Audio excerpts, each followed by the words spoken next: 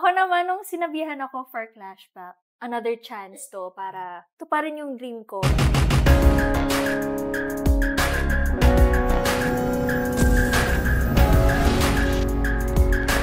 Thankfully, doon sa naging performance ko kanina, performance namin kanina, maganda naman yung outcome niya. Sobrang grateful ako na nakita ko ulit kayong tatlo. And I'd like to congratulate the three of you. Thank you, V. Na kayo talaga yung pinili ng bawat judges natin. Sobrang swerte ninyo. Kamusta yung experience nyo na kayo nakabalik and at the same time yung paglalaban nyo?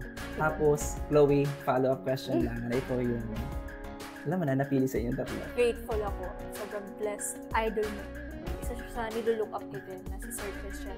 Siya yung isa din sa nagtiwala din sa talent ko. Naniniwala siya na kaya kong bumalik, kaya pinabalik niya ako. Yung sa naging preparation, kahit may mga events sa labas, pinili ko pa rin magpahinga at practice, proper vocalization. Anong tumatakbo sa utak mo kanina nung ikaw yung nanalo? Sabi ko, bahala na. I'll just do my very best. I'll do my all. I'll give my all.